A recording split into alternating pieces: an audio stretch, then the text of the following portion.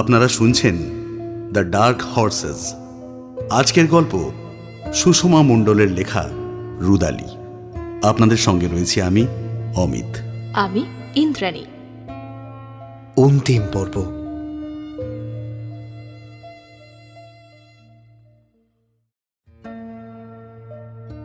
রাজস্থানের এই এলাকায় সমাজে প্রায় সমস্ত অভিজাত ব্যক্তিরা যেখানে রুদালি সম্প্রদায়ের মহিলাদের পছন্দ করে না, সেখানে জ্ঞানবন্ত কিন্তু সুখীকে ভীষণ ভালোবাসে, তার সবটুকু দিয়েই ভালোবাসে। ডাক্তারি পড়া এই ছাত্রটি সব সময় চায় যে কোনো পরিস্থিতিতে মানুষের প্রাণ বাঁচাতে। সেখানে মৃত্যুর প্রসঙ্গ উঠলেই সুখী যেভাবে খুশি হয়ে ওঠে, ওর সোনালি রঙের চোখ দুটো যেভাবে চকচক করে ওঠে, সেটা জ্ঞানবন্তের একদম ভালো লাগে না। আচ্ছা, একজন চিরকালের জন্য চলে গেলেন আর তার মৃত্যুতে তুমি এতটা আনন্দ করতে পারো সুখী? যার যেটা কাজ সেটা পেলে লোকে তো আনন্দ করবেই। আর আজ সকালে মায়ের সঙ্গে এই নিয়ে কথা হয়েছে। নতুন করে আর এসব নিয়ে এখন কথা বলতে একদম ইচ্ছা করছে না, জ্ঞান দেরি হয়ে যাচ্ছে। এটা সেই আনন্দ নয় সুখী যা কাজ পাওয়ার আনন্দে হয়, বরং এই আনন্দ মৃত্যুকে কাছ থেকে অনুভব করার। কারণ মৃত্যুর খবর শুনে তুমি যতটা সুখী হও, যেভাবে তোমার চোখ দুটো চকচক করে ওঠে, সেটা আমি তোমার চোখে আর অন্য কিছুর জন্য দেখিনি। হ্যাঁ হ্যাঁ হ্যাঁ হ্যাঁ, আমি খুশি হই। সুখী এতক্ষণ জ্ঞানবন্তের সঙ্গে দৃষ্টি মেলাতে চাইছিল না, কিন্তু এখন ও ওর প্রেমিকের চোখের দিকে স্থিরভাবে তাকিয়ে রয়েছে। শুনো, খুশি হই, আমি খুশি হই। কেন হব না? বড় লোকেরা দিনের বেলায় আমাদের ছায়া মারায় না, কিন্তু কেউ মরলে যখন আমাদের ডাক পড়ে, তখন তার জন্য ভালো করে মরা কান্না কাঁদতে পারলে আমি যতটা টাকা পাই, তাতে আমার আর আমার মায়ের সারাটা মাস চলে যায়। খাবারের কষ্ট কাকে বলে তুমি জানো না, আমি জানি। ভগবান আমাকে বেছে নিয়েছে মরা বাড়িতে গিয়ে কান্নার জন্য। আমি আমার কাজটাকে খুব ভালোবাসি, খুব। কেউ মরলে আমি খুশি হই, কাঁদতে পারলে আমাদের বাড়ির চুলা জ্বলে। আমার এবার দেরি হয়ে যাচ্ছে, আমাকে যেতে হবে। জ্ঞান, তুমি এমনিতেও আজ থাকবে না, সাবধানে যাবে, হ্যাঁ? আর তাড়াতাড়ি ফিরে আসবে, ঠিক আছে? সুখী চলে যাবার জন্য পা বাড়িয়েছিল, আবার ফিরে এসে ও জ্ঞানবন্তের মাথায় পাগড়িটা পরিয়ে দেয়। আমি আমার কাজকে খুব ভালোবাসি জ্ঞান, কিন্তু সব থেকে বেশি ভালোবাসি তোমাকে। কথাটা ভুলে যেও না যেন, হ্যাঁ? সুখী জ্ঞানবন্তকে জড়িয়ে ধরে আলতোভাবে চুম্বন করলে জ্ঞানবন্ত ওকে গভীরভাবে চুম্বন করতে শুরু করে।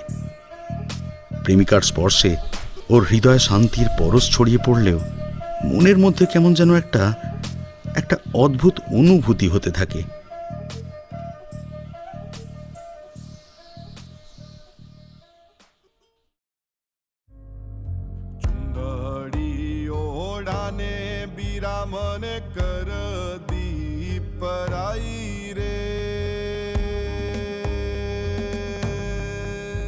জগদীপ নিজের জীবদ্দশায় যে বিশাল বড় বাড়ি বানিয়েছিল, তারই হলঘরে ওর নিষ্প্রাণ দেহ শোয়ানো আছে। আজ এখানে রুদালিরা আসবে শুনে গ্রামের বাচ্চা থেকে বুড়ো সকলে এসেছে। এমনকি উচ্চবিত্ত পরিবারের বহু বধূ, যাদের সকলের সামনে আসার সেভাবে অধিকার নেই, তারাও এসেছে, তবে আবক্ষ ঘুমটা পরিবৃত হয়ে। এই পরিবেশটা ভীষণ প্রিয় সুখীর। এই মুহূর্তটায় ওর নিজেকে কোনো সম্মানীয় ব্যক্তি বলে মনে হয়, যাকে দেখার জন্যে, যার দ্বারা সম্পন্ন হওয়া ঘটনা দেখার জন্যে এত মানুষ ভিড় করে আসে। সকল রুদালি জায়গায় বসে কান্নাকাটির জন্য নিজেদের তৈরি করতে থাকলেও সুখী উচ্চস্বরে কেঁদে ওঠে। সদ্য যুবতী এই মেয়েটা এই মাত্র কয়েক সেকেন্ড আগেও হাসছিল। তাকে এত দ্রুত অনুভূতির পরিবর্তন করতে দেখে, এমন সুর করে উচ্চস্বরে কেঁদে উঠতে দেখে অভিজ্ঞ প্রৌঢ়া রুদালিরা পর্যন্ত হতবাক হয়ে যায়। ঠাকুর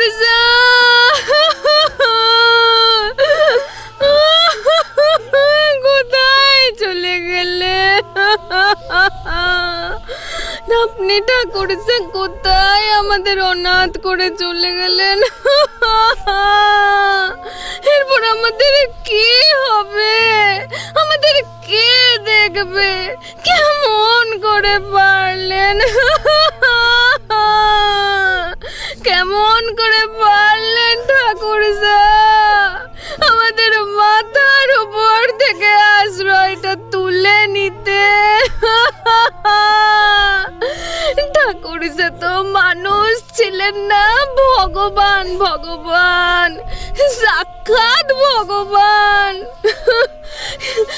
কি করেননি উনি আমাদের সকলের জন্য? স্কুল খুলে দিলেন, হাসপাতাল খুলে দিলেন। ঠাকুর পাশেই লীলা বসেছিল। ও নিজেও কাঁদতে শুরু করেছিল, কিন্তু তার মাঝেই সুখীকে এইভাবে ভুল তথ্য দিয়ে কাঁদতে শুনে ও সুখীকে ঘা দেয়। এই সুখী, এই লোকটা কোনো স্কুল হাসপাতাল খুলে দেয়নি তো?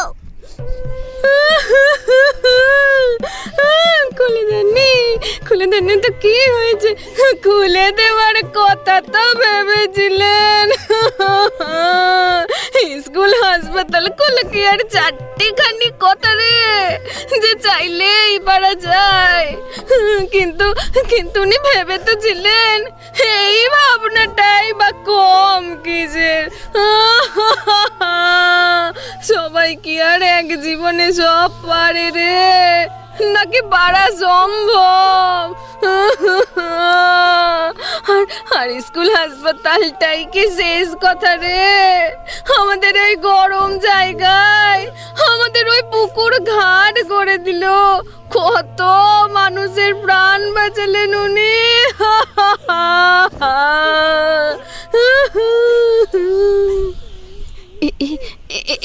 এই সুখী, এই লোকটা কোনো পুকুর ঘাটে ঘুরে দেয়নি। পুকুর ঘাটে করেনি? ধান টান কিছু করেছিল নাকি মালটা? না না না, হীরামতি ঠাকুর সেন তো এসব কিছু বলে দেয়নি রে। হায় হায় হায়, সালা ঘাটের বড় হারবাজাত কিপটে বড়, এত টাকা ছিল কিন্তু মরার আগে একটা ভালো কাজ করেনি রে। এই বুড়ো মরেছে, ভালোই হয়েছে। হায় হায় ঠাকুরসা, কে বলেছে ঠাকুরসা কিছু করেনি? আমার তো কাল রাতে এই স্বপ্ন দেখলুম, যেন সিংহাসনে বসা এক দিব্য পুরুষের গা থেকে আলোর ছটা বের হচ্ছে। এত আলো যে পুরো ঘর আলো হয়ে গিয়েছে জানিস? আরে ওই দিব্য পুরুষ হুবহু আমার ঠাকুরজার মতো দেখতে রে। উনি আমার স্বপ্নের মধ্যে বললেন, সুখী রে, কাল আমি ও জগৎ ত্যাগ করবো রে সুখী।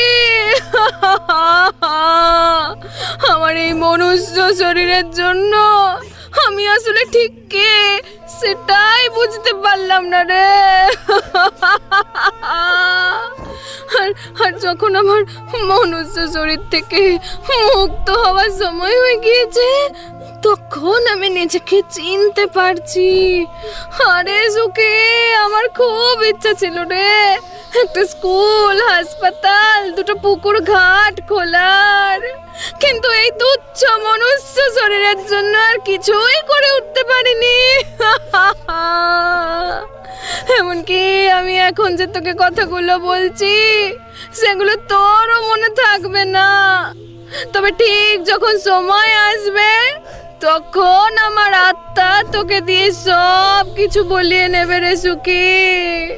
সুখী মুহূর্তে ওর খোপা খুলে বড় বড় চুলগুলো ছড়িয়ে দিয়ে গলার স্বরটাকে উৎকট করে তুলে ঘোর লাগা ব্যক্তির মতো মাথা নাড়াতে থাকে।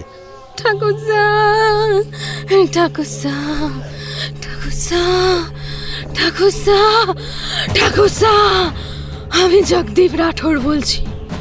আমি সুখীর শরীরে আছি এখন।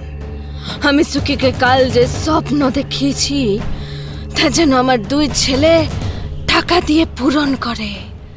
আর যদি না হয় তাহলে আমার আত্মা কোনো দিন মুক্ত হবে না। আমি ভূত হয়ে ঘুরে বেড়াবো আর এই বংশের সব কটা ছেলেকে একে একে মেরে রক্ত চুষে খাবো, বউগুলোকে বিধবা করব, এমনকি বাচ্চাদেরও আস্ত থাকতে দেব না। খবরদার, খবরদার, ঝাড়ফুঁক করার কথা কেউ যেন না ভাবে। ওসব করেও আমার কিচ্ছু হবে না। একমাত্র একমাত্র একটা স্কুল আর হাসপাতাল আর দুটো পুকুর ঘাট হলে তবেই আমি মুক্তি পাবো, আর সবাই আমার থেকে মুক্তি পাবে। যদি সকলে বাঁচতে চাস তাহলে আমার শেষ ইচ্ছে পূরণ করতেই হবে, নইলে দেখবি আমি কি করি।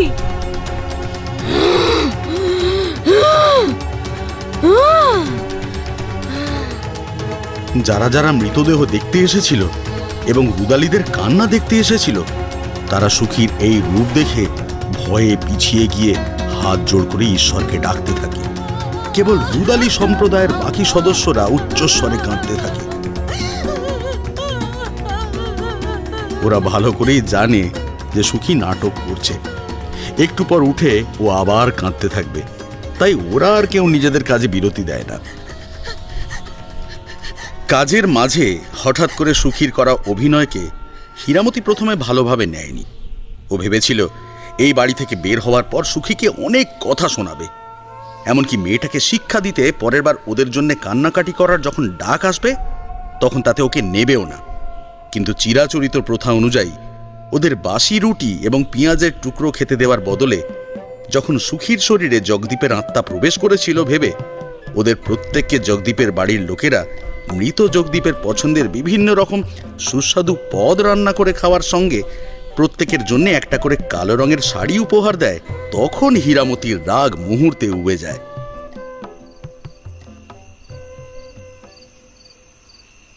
জগদীপের বাড়ি থেকে বেরিয়ে খুশি মনে সুখী লীলাকে নিয়ে পাশের গ্রামে যায় বাঞ্জারাদের মেলার উপলক্ষে। জগদীপের বাড়ি থেকে ওরা যখন বের হয় তখনই সন্ধ্যা নেমে এসেছে। সারাদিনের ধকলের পর বিশেষত সঙ্গে নতুন শাড়ি থাকায় লীলা প্রথমে মেলায় যেতে রাজি হয়নি, কিন্তু সুখীর সঙ্গে পেরে না উঠে ওকে সঙ্গে যেতেই হয়। চল লীলা, আমরা চুরির ওদিকটায় যাই। চ, তোকে সকালে বলেছিলাম না চুড়ি কিনে দেব। সেই সকালে লীলা একবার কথার ছলে চুড়ি কিনে দেওয়ার কথা বলেছিল, সেটা যে এখনো সুখীর মনে আছে এটা ভেবে লীলা বেশ আশ্চর্য হয়ে যায়। তোর এখনো মনে আছে সুখী? সুখী কখনো কথা দিয়ে কথার খেলাপ করে না। নে কি চুড়ি কিনবি তুই? চল চল চল। হ্যাঁ রে সুখী, তুই কৌটার মধ্যে কি লুকিয়ে রেখেছিস রা? তখন একবার দেখেছিলাম, ওটা কি রে? মৃত ব্যক্তির উদ্দেশ্যে বুক চাপড়ে কান্নাকাটি করার পর মৃতের পরিবারের তরফ থেকে যে টাকা দেওয়া হয় সেটা নিয়ে ওরা কালো রং করা অ্যালুমিনিয়ামের ছোট্ট কৌটোর মধ্যে রাখে। প্রত্যেকের কাছেই এমন একটা করে কৌটো থাকে। সুখী ওর শাড়ির আড়ালে কৌশলে লুকিয়ে রাখা কৌটোটা বের করে লীলার চোখের সামনে ধরে। দেখবি? দাঁড়া, দেখাচ্ছি। চারদিকে এক ঝলক তাকিয়ে নিয়ে সুখী কৌটো খুলে তার মধ্যে রাখা জ্ঞানবন্তের দেওয়া গোলাপ ফুলটা বের করে। এটা এটা এটা কি রে সুখী? আরে বুঝতে পারছিস না? গোলাপ গোলাপ একে ইংরেজিতে কি বলে জানিস? রোজ। রোজ? দোষ, তুই মূর্খ, সবসময় মূর্খই থেকে গেলি। বলেছি না উচ্চারণ স্পষ্ট করবি। এটাকে বলে রোজ, রোজ রোজ বলে এটাকে। হ্যাঁ হলো, তুই বুঝেছিস তো, তাতেই হবে। কিন্তু কথা হলো, তোকে গোলাপটা কে দিলে সুখী? এটা তুই কখন নিলে? কে আবার দেবে? জ্ঞান দিয়েছে। কিন্তু কিন্তু কিন্তু তুই গোলাপ ফুলটা কোথায় রাখবি? এটা তো লাল গোলাপ, আর আমাদের সমাজে কালো ছাড়া তো কোনো রং সঙ্গে রাখতে দেয় না। তাহলে তুই কি করবি? হ্যাঁ, রাখতে দেয় না, সব নাটক আর কি। ভিতরে ভিতরে কত কিছু হয়, আর বাইরে শুধু ন্যাকামি। ছাড় তো। বিরক্তিতে সুখী গোলাপ ফুলটা হাতে নিয়ে কৌটোটা শাড়ির ভিতরে ঢুকিয়ে নেয়। আমিও তো সমাজ ফমাজ জানি না বাপু, আমি শুধু এটা জানি যে এটা আমাকে আমার জ্ঞান দিয়েছে, আর আমি এটা আমার চুলে লাগাবই। আর কথা না বাড়িয়ে সুখী ওর লম্বা চুল একপাশে করে গোলাপ ফুলটা লাগিয়ে নেয়। চরে চ, তুই কোন রঙের চুড়ি কিনবি? চল, তুই চুড়ি কিনবি আর আমি চূড়া কিনবো। তুই চূড়া কিনবি? কিন্তু চূড়া তো তারা পরে যাদের বিয়ে হয়ে গিয়েছে। আরে আজ বিয়ে হয়নি তো কি হয়েছে, কালকে হবে। আমি আগে থেকে সব একটু একটু করে কিনে রাখবো।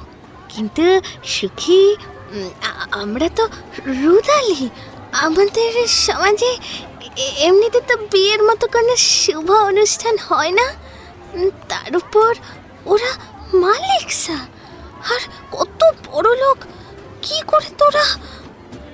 আমি জানি না, কিচ্ছু জানি না। সুখী লীলার কথা শেষ হতে না দিয়ে চাপা স্বরে গর্জে ওঠে। আমি শুধু এটুকুই জানি যে জ্ঞান বলেছে ও ডাক্তারি পড়া শেষ করে নিজের পায়ে দাঁড়িয়ে আমাকে বিয়ে করবে। ব্যাস এটুকুই আমার কাছে যথেষ্ট। জ্ঞানের থেকে বেশি সত্যি আমার কাছে আর কিচ্ছু নেই। এত ভালোবাসিস তুই জ্ঞানকে? হ্যাঁ বাসি তো, আমি খুব ভালোবাসি আমি। আমার সবটুকু জুড়ে শুধু ওই আছে। ওকে ছাড়া একদম বাঁচবো না আমি। নে রে, চল রাত হয়ে যাচ্ছে, চল তো। এখনো তোর চুড়ি আর আমার চূড়া কিনতে বাকি, কিন্তু তার আগে একবার পুরো মেলায় ঘুরে নেব, চল। হ্যাঁ চা। আচ্ছা সুখী, ওই দিকটায় দেখ তো, ট্রেন লাইন আছে না রে? সবাই ওই দিকে ছুটে যাচ্ছে মনে হচ্ছে। কেন, কি হয়েছে বলতো? আরে অত ভেবে কি লাভ, কাউকে জিজ্ঞেস কর না। জিজ্ঞেস করবো, কিন্তু কে বলবে না বলবে? আরে ধুর শালা, তোর সব কিছুতেই শুধু ভয়। দাঁড়া, আমি জিজ্ঞাসা করছি। কাকা, ও কাকা, বলি ওদিকে কি হয়েছে গো? সবাই ওদিক পানে ছুটে যাচ্ছে কেন? আরে ট্রেন লাইনে ফাটল ছিল রে, একটা ট্রেন গাড়ি লাইন থেকে বেরিয়ে গেছে, খুব বড় অ্যাক্সিডেন্ট হয়েছে একটা। বড় অ্যাক্সিডেন্ট হয়েছে? মৃত্যুর গন্ধ যেন সুখীর নাকে ঝাপটা দেয়। আনন্দে ওর উজ্জ্বল সোনালী রঙের চোখ দুটো চকচক করে ওঠে। তাহলে অনেক লোক মরে গেছে বলো? হ্যাঁ তাই তো মনে হচ্ছে, দেখি গিয়ে কি হলো দেখি। এই সুখী, ওদিকে যাবি নাকি? কোথায় কি হলো দেখে আসি, চল। ধুস, পাগল নাকি তুই? সবাই এখন ওদিকে যাবে মানে মেলা পুরো ফাঁকা থাকবে। এবার কত কম দামে সব জিনিস পাওয়া যাবে জানিস? ট্রেনের অ্যাক্সিডেন্টে লোক মরেছে মানে আমাদেরই তো লাভ। একটা না একটা মরা বাড়িতে তো আমাদের ডাকবেই। শাড়ির ভিতর থেকে কৌটোটা বের করে লীলার মুখের কাছে নিয়ে গিয়ে ও গলার স্বর নিচু করে বলে, আজ ভালো টাকা ইনকাম হয়েছে, কাল আরও হবে। এরপর ট্রেন অ্যাক্সিডেন্টের জন্য অনেক লোক মরলে যদি আমাদের অনেকগুলো ডাক পড়ে, তখন আমাদের আর দেখে কে? হ্যাঁ রে লীলা, মাঝে মাঝে এরকম অ্যাক্সিডেন্ট হতে পারে না বল? সুখী, এমন কথা বলতে নেই রে। আচ্ছা তা তুই মাগি আর ভাষণ দিস না তো, এক্ষুনি কাঁচা খেস্তে খাবি বলে দিচ্ছি। এত জ্ঞান শুতে না আমার একদম ভালো লাগে না। দেখ, মেলা একদম ফাঁকা হয়ে গিয়েছে। আজ কার মুখ দেখে উঠেছি কে জানে। সকাল থেকে আমার সঙ্গে জানিস সব ভালোই হচ্ছে। নে রে, চল, আমরা কত কম দামে সব জিনিস পাবো দেখবি। চ।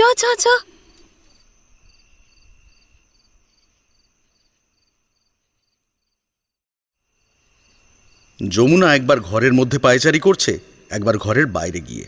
সেই কখন সকলে চলে এসেছে, কিন্তু ওর মেয়ের আর দেখা নেই। জগদীপের বাড়িতে আজ মোট 50 জন রুদালি গিয়েছিল। মোটামুটি সব বাড়ি থেকে মূলত একজন করে যাওয়ায় এবং কাঁদতে পারার দক্ষতার কারণে এই বয়সেই হীরামতির পর সব থেকে বেশি টাকা সুখী পাওয়ায় যমুনা রুদালিদের চিরাচরিত কাজটা যতখানি সম্ভব কম করে দিয়েছে। সুখীর বেশি টাকা পাওয়া নিয়ে অনেকেই যে মনে মনে হিংসা করে সেটাও ও বোঝে, কিন্তু যেটা ওর হাতে নেই সেটা নিয়ে বেশি ভাবতেও রাজি নয়। মৃত জগদীপের বাড়িতে আজ সুখী কি কাণ্ড করেছে তাও শুনেছে। মেয়েটাকে ও কতবার করে বলে সকলে যেভাবে থাকে সেইভাবে থাকতে, কিন্তু সুখী যদি একটিবারও ওর কথা কানে তোলে। সুখীর এমন জেদি আর একগুঁয়ে ব্যবহারের কারণ ও জানে। মেয়েটির বাবাও তো এমনই ছিল। যমুনার বয়স তখন 15 কি 16 হবে। শহরের একটি শিক্ষিত সুদর্শন ছেলের ভালোবাসার বন্ধনে সে আবদ্ধ হয়েছিল। ছেলেটির মামার বাড়ি ছিল পাশের পাড়ায়। যমুনার মা তখন বহুবার বলেছিল এই সম্পর্কের কোনো ভবিষ্যৎ নেই, কিন্তু ভালোবাসার আবেগে ভেসে যাওয়া যমুনা ওর মায়ের একটা কথাও শোনেনি। যে ছেলেটির জেদি একগুঁয়ে স্বভাব দেখে যমুনা একদিন সেই ভিন জাতের ভিন জায়গার ছেলেকে হৃদয় দিয়েছিল, সেই ছেলেটি যখন শুনেছিল যে যমুনা গর্ভবতী হয়ে পড়েছে, তখন থেকে সে তার মামার বাড়িতে যাতায়াত একদম বন্ধ করে দেয়। বিয়ে না করে সন্তান সম্ভবা হওয়ার মধ্যে রুদালি সমাজে নতুনত্বের কিছু নেই। তবুও সেদিনের পর থেকে যমুনা কিন্তু আর কাউকে নিজের হৃদয় বা শরীরের অধিকার দেয়নি। অবশ্য সেই ছেলেটিকে ভালোবাসার জন্যে ওর মনের মধ্যে কোনোদিন আফসোস হয়নি। ভালোবাসা ওর জীবনকে একাকিত্বের অন্ধকারে ঠেলে দিলেও সুখীর মতো একটা মেয়ে দিয়েছে ওকে। না, আজ সুখী একবার ফিরুক, তারপর ওর হচ্ছে। মেয়েটা যে আর আগের মতো ছোট নেই তা ওকে কে বোঝাবে? যেসব লোকেরা দিনের বেলা ওদের ছায়া মারাতে ঘৃণা করে, রাতের বেলায় তারাই হায়নার মতো ওত পেতে থাকে। তবে ওই লোকগুলো নিজেদের ঠুনকো সম্মান নিয়ে অনেক বেশি চিন্তিত। যারা প্রতিরোধ করতে পারে তাদের থেকে এই সমস্ত লোকেরা সাধারণত দূরে থাকে। যমুনার সৌভাগ্য এবং দুর্ভাগ্যবশত ওর মেয়েটির মুখ খুব চলে। তবুও মায়ের মন তো চিন্তা করা থেকে নিজেকে কিছুতেই আটকাতে পারে না। শুধু যমুনা নয়, লীলার মাও অস্থিরভাবে পায়চারি করে যাচ্ছে। এর মধ্যে 2-3 বার খোঁজ করে গিয়েছে সুখীরা ফিরেছে কিনা। সরাসরি না বললেও লীলার মা আকার ইঙ্গিতে বুঝিয়েছে যে লীলার স্বভাব অনেকখানি বদলে যাচ্ছে এবং তার জন্যে প্রত্যক্ষভাবে দায়ী সুখী। মা, থালা বের কর, তাড়াতাড়ি থালা বের কর। দেখ তোর জন্য মেলা থেকে কি নিয়ে এসেছি। খাবারের পাত্র আনার বদলে যমুনা রেগে ওর মেয়ের কাছে এগিয়ে আসে। এর আগে এমনিতেই রাগে ওর মুখ লাল হয়েছিল। হ্যারিকেনের আলোয় এখন তা আরো অনেক বেশি লাল দেখাচ্ছে। কটা বাজে সুখে? এটা একটা ফেরার সময় হলো? আরে ঘরেই তো নেই, কটা বাজে কি করে বলি বলতো মা? যমুনা খাবারের পাত্র এগিয়ে দেবে না বুঝতে পেরে সুখী নিজেই একটা থালা বের করে এনে তাতে ডাল বাটি চুরমা ঢালে। একবার খেয়ে দেখ কি জিনিস, আমার এত ভালো লেগেছে না, তোর জন্যও নিয়ে এসেছি। নে নে, দেরি করিস না, গরম গরম খেয়ে নে, ঠান্ডা হয়ে গেলে আর ভালো লাগবে না। সুখী, আমি আমি একটা কথা বলে দিচ্ছি তোকে। তোর কথা শুনতে ভালো লাগছে না মা। সারাদিনে অনেক ধকল গেছে, এখন আমার খুব টায়ার্ড লাগছে। কি কি লাগছে তোর? Tired tired? হ্যাঁ, তুই বুঝবি না। শোন না মা, খাবারটা তাড়াতাড়ি খেয়ে নে। এত ভালো খাবার ঠান্ডা হয়ে গেলে একদম ভালো লাগবে না। জানিস মা, আজ মেলায় গিয়েছিলাম।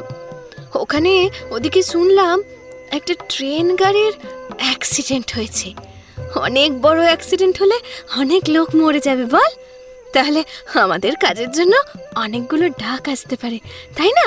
সুখী, তোকে কতবার বলেছি না, মৃত্যু খুশি হওয়ার মতন কোনো ঘটনা নয়, এখানে আনন্দ করতে নেই। আরে বাকি সব বাদ দে তো। কিন্তু এই যে মেলা থেকে এত কিছু কিনে আনলাম, সবকিছু কিন্তু ওই মরার কান্নার টাকায় হয়েছে। যে যতই বলুক না কেন, লোকে মরলে আমি খুশি হবই। আর হাসতে হাসতে গিয়ে আমি কান্নাকাটি করে টাকাও নিয়ে আসবো। সেতে খারাপ ভালো যাই বলিস না কেন। ওদের এলাকায় ঢোকার আগে সুখী চুল থেকে খুলে রাখা গোলাপ ফুলটা কৌটোর মধ্যে লুকিয়ে রেখেছিল। সেই গোলাপটা কৌটোর ভেতর থেকে বের করে অত্যন্ত যত্ন করে সেটাকে মাথার কাছে বালিশের পাশে রাখে। তারপর মেলা থেকে কেনা কিছু ছোটোখাটো জিনিস, জগদীপের বাড়ি থেকে দেওয়া কালো রঙের শাড়ি বিছানার উপর ছড়িয়ে রাখে। সুখীর আনা অন্যান্য জিনিসের সঙ্গে যে এই জিনিসের বিস্তর পার্থক্য আছে তা যমুনার মাতৃহৃদয়ে খুব সহজেই ধরা পড়ে। ওটা কি সুখী? কি মা? এতক্ষণ অত্যন্ত স্বাভাবিকভাবে সুখী কথা বললেও মায়ের স্বরে কাঠিন্য অনুভব করে ওর স্বর জড়িয়ে যায়। মেয়ের কথার কোনো উত্তর না দিয়ে যমুনা গোলাপ ফুলটা বের করে। কি এটা? গোলাপ তোকে কে দিল? যমুনার হাত থেকে দ্রুত গতিতে গোলাপ ফুলটা কেড়ে নিয়ে সেটাকে আবার কৌটোর মধ্যে ঢুকিয়ে নেয় সুখী। কে দেবে? কে আবার দেবে? আমি মেলা থেকে কিনেছি এটা। না, তুই এটা মেলা থেকে কিনিসনি সুখী। মেলা থেকে কিনলে বাকিগুলোর থেকে এটাকে আলাদাভাবে এত যত্ন করে রাখতিস না। সুখী, সত্যি কথা বল বলছি, কে তোকে এটা দিয়েছে? সত্যি করে বল সুখী। মা মা জ্ঞান দিয়েছে। জ্ঞান আমাকে এটা দিয়েছে। এবার শান্তি হয়েছে তো তোর? জ্ঞান? জ্ঞান কে? আমি কি জ্ঞানকে চিনি? হ্যাঁ, মহেন্দ্র মালিক স্যার একমাত্র ছেলে। আচ্ছা আচ্ছা আচ্ছা, যে ছেলেটা শহরে পড়ে। তার মানে কাল নাবুর ঘরে যে লোকটা এসেছিল তার ভাইপো তো? হ্যাঁ, কিন্তু জ্ঞান সকলের মতো নয় মা, ও খুব ভালো ছেলে। ভালো মন্দের বিচার আমি তোর কাছে শিখতে যাব না সুখে। আমি শুধু এটুকু জানি ওই ছেলেটা বড় লোক, শহরে পড়ে, আর এইসব ছেলেরা কখনোই ভালো হয় না। মা, তুই যাকে ভালোবেসেছিলি, যার রক্ত আমার শরীরে বইছে, সে বড় লোক বলে আর শহরে থাকতো বলে এটা নয় যে সব শহরে থাকা বড় লোক ছেলেরা খারাপ হবে। তুই ভুল লোককে ভালোবেসেছিলি মা। জ্ঞানকে আমি অনেক বছর ধরে চিনি, অনেক বছর ধরে আমি ওকে ভালোবাসি। আমরা আমরা রুদালি বলে ও আমাকে ঘেন্না করে না বা ব্যবহারও করে না, বরং ও যে আমাকে কতটা ভালোবাসে তা ওর প্রতিটি ছোঁয়ায়, প্রতিটি কথাই আমি বুঝতে পারি মা। মা, বিশ্বাস কর আমায়। আমার অল্প বয়স বলে এটা নয় যে আমি লোক চিনি না বা এই সমাজকে আমি চিনি না, তা নয়। তুই আর জ্ঞান ছাড়া আমার আর কেউ নেই তো। মেনে নে না মা, জ্ঞানকে মেনে নে। আমি ওকে পেলে, ওর ভালোবাসা পেলে আর কিচ্ছু চাই না। ও তো শহরে পড়তে চলে গেছে, ও একবার ফিরুক, তখন তোর সঙ্গে ওর আলাপ করিয়ে দেবো, কেমন? তারপর ও ভালো না মন্দ তুই নিজেই সিদ্ধান্ত নিস। সুখী, এই সুখী। মায়ের সঙ্গে কথা বলতে বলতে সুখীর কণ্ঠস্বর ভারী হয়ে এসেছিল। জানলা থেকে ভেসে আসা লীলার কণ্ঠস্বর শুনে ও গলা খাঁকারি করে যতটা সম্ভব শান্তভাবে জানলার কাছে এগিয়ে যায়। কি হয়েছে রে লীলা? তুই কি আমার কাছে কিছু ফেলে গিয়েছিস? না না, আমি কিছু ফেলে যাইনি। ঠাকুর আইনসা খবর পাঠিয়েছে, কাল একটা কাজের ডাক পড়েছে। ওই যে সন্ধ্যাবেলায় ট্রেন অ্যাক্সিডেন্ট হলো না, ওতে অনেক লোক মরে গেছে তো। ওই রকম একটা বাড়ি থেকে কাজের জন্য ডাক এসেছে। মৃত্যুর খবর শুনেই সুখীর চোখ আনন্দে চকচক করে ওঠে। কোন বাড়ি রে লীলা? আমি ঠিক জানি না রে, আমি তোর সঙ্গে মেলায় গেছিলাম না, এসে শুনলাম ঠাকুর আইনসা নাকি খবর পাঠিয়েছে যে মরা নিয়ে পুলিশেরা কোথায় যেন গিয়েছে। কাল সকালের মধ্যেই মরা ছেড়ে দেবে, তখন আমাদের যেতে হবে। এবারে একসঙ্গে 100 জন রুদালিদের ডেকেছে রে। আরে শালা, 100 জন রুদালি ডেকেছে মানে ওই বাড়িতে অনেক মাল করিয়াছে। যা, তুই বাড়ি যা, ভালো করে ঘুমিয়ে নে যা।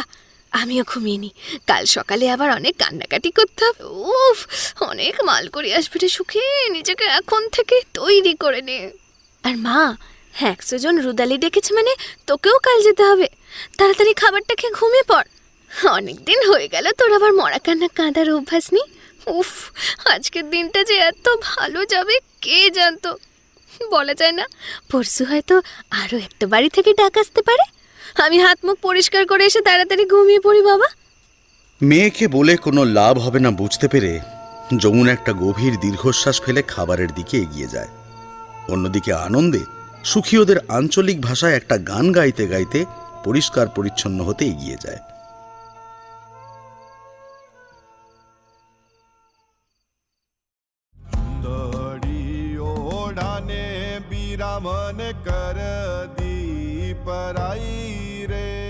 আজ যে বাড়িতে শোক যাপনের জন্য ওদের ডাকা হয়েছে সেটা বিশাল হতে চলেছে।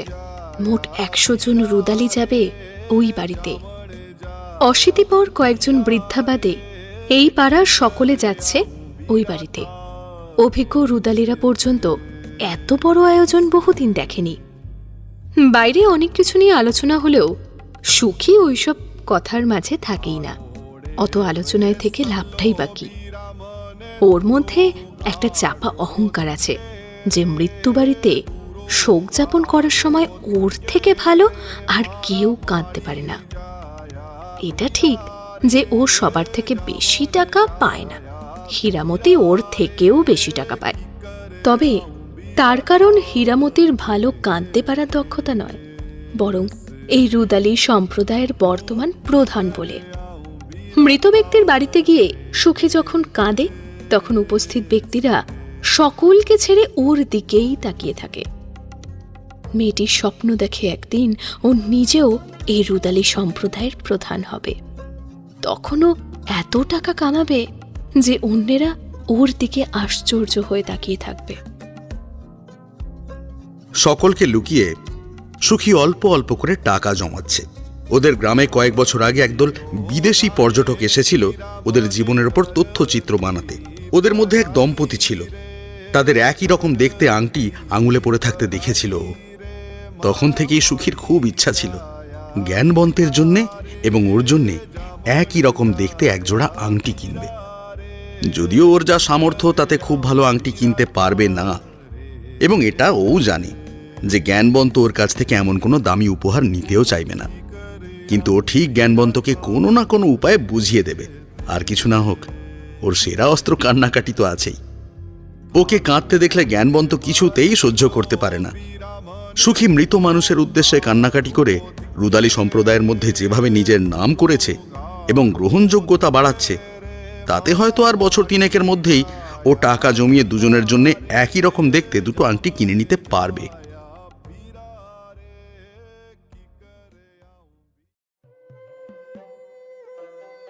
অন্যদিন সুখীকে ডেকে ডেকে ঘুম থেকে তুলতে হয়, কিন্তু আজ কাজ থাকার আনন্দে ও তাড়াতাড়ি ঘুম থেকে উঠে বাড়ির সব কাজ করতে শুরু করে দিয়েছে।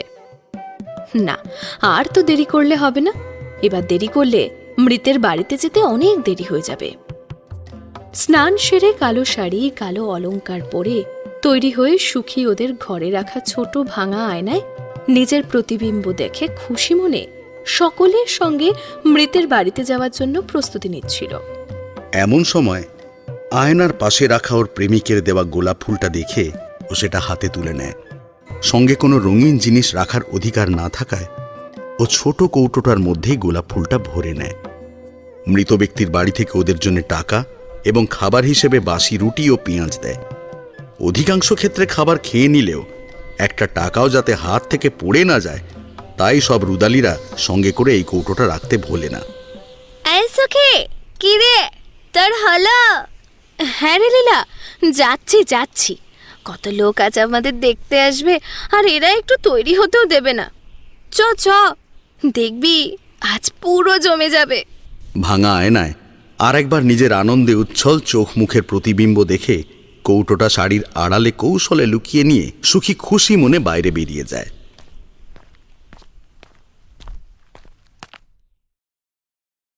গ্রামের একেবারে শেষ প্রান্তে বাড়ি হওয়ায় এবং উচ্চবিত্ত সমাজের তথাকথিত উচ্চ বংশজাতদের এলাকায় প্রকাশ্যে আসার সুযোগ না থাকায় সুখী এর আগে কখনোই সরাসরি জ্ঞানবন্তের বাড়িতে আসার সুযোগ না পেলেও এখন ও যে বাড়িতে বসে আছে সেই বাড়িটা যে জ্ঞানবন্তের তা খুব ভালোভাবেই জানে। কিন্তু এই বাড়িতে ওরা কি করছে, আর তার থেকেও বড় কথা, এই বাড়িতে কে মারা গেছে? ওদের দেখতে ইতিমধ্যেই অনেক লোক এসে গেছে। এখন যে কাউকে জিজ্ঞাসা করবে সেই উপায়ও নেই। লীলা ওর পাশে বসলে ও ঠিক কোনো না কোনো উপায়ে জেনে যেত যে এই বাড়িতে কে মারা গেছে, কিন্তু পাশে হীরামতি বসে থাকায় এখনো কিছুই করতে পারছে না। জ্ঞানবন্তকে কোথাও দেখতে পাচ্ছে না কেন? ছেলেটা কি বাড়ির ভিতরে কোথাও আছে, না বাড়িতে ঘটা এই আকস্মিক দুর্ঘটনার খবর পেয়েও শহর থেকে এখনো ফিরে আসতে পারেনি? আচ্ছা, জ্ঞানবন্তর কিছু হয়ে যায়নি তো? না, ছি, এ কি ভাবছে ও? জ্ঞানবন্তর কেন কিছু হতে যাবে? ছেলেটা শহরে গিয়েছে জিপে করে, আর দুর্ঘটনা ঘটেছে ট্রেনের। অনেক সময় ট্রেনের সঙ্গে ছোট গাড়ির সংঘর্ষ হয়ে গাড়ির যাত্রীরা মারা যায়, কিন্তু এখানে সেরকম কিছুই হয়নি। ট্রেন লাইনচ্যুত হয়ে ঘটেছে এই দুর্ঘটনা। দূর, এরা মৃতদেহটা যদি আনে তাহলেও অন্তত সুখীর একটু শান্তি হয়, কিন্তু সেটাও আনছে না। জ্ঞানবন্তের কাকা ভূপেন্দ্রর কিছু হয়নি তো? হ্যাঁ, এটা হতে পারে। ওই লোকটা নারী সঙ্গ পাওয়ার জন্যে অনেক জায়গায় যায়, নিশ্চয়ই ওর কিছু হয়েছে। হ্যাঁ, এটাই হবে। সম্পর্কে যদিও ওই লোকটি সুখীর হবু কাকা শ্বশুর হয়, কিন্তু চরিত্রহীন ব্যক্তিদেরও একদম সহ্য করতে পারে না। ওর ভাবনা চিন্তা সত্যি প্রমাণিত হয়ে যদি ওই লোকটা মারা গিয়ে থাকে, তাহলে আজও খুশি হয়ে এমন কান্না কাঁদবে যে পুরো রুদালি সমাজ আশ্চর্য হয়ে যাবে। ও জানে জ্ঞানবন্ত ওকে এইভাবে কাঁদতে দেখতে পারবে না, কিন্তু পরেও ঠিক জ্ঞানবন্তকে বুঝিয়ে দেবে সুখী নিজের ভাবনা চিন্তার জগতে আটকে ছিল। হঠাৎ হঠাৎ একটা চাপা গুঞ্জন এবং কান্নার রোল উঠলে ওর ভাবনার জগৎ হতে ছিন্ন হয়ে সামনে তাকিয়ে দেখে মৃতদেহ বহন করার গাড়িতে একটা আপাদমস্তক সাদা কাপড়ে আবৃত মৃতদেহ আনা হয়েছে। কিন্তু মৃতদেহটা ওদের সামনে না রেখে ভিতরে হলঘরের দিকে এগিয়ে নিয়ে যায়। মৃতদেহটি কার জানার জন্যে ও আর ধৈর্য ধরে অপেক্ষা করতে না পেরে উঠে দাঁড়ায়, কিন্তু তবুও মৃতদেহটির মুখটা দেখতে পারে না। হঠাৎ হঠাৎ একটা মর্মবেদী হাহাকার শুনে ওর পায়ের তলার মাটিটা কেঁপে গেল।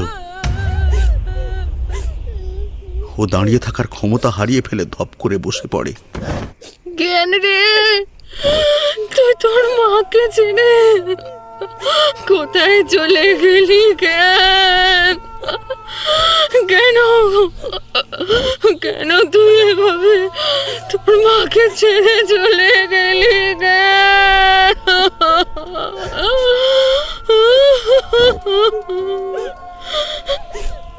জ্ঞানের মা শক্ত নিয়তির লিখন কে গন্ডাতে পারবে বলো?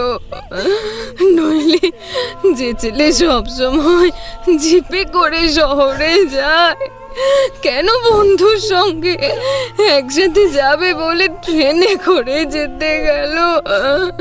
আর কেনই বা ওই ট্রেনটারই অ্যাক্সিডেন্ট হলো? শক্ত গো, আমার আর কেউ রইল না। আমি আর কারোর মা নই। কেউ আর কোনো দিন আমাকে মা বলে ডাকবে না।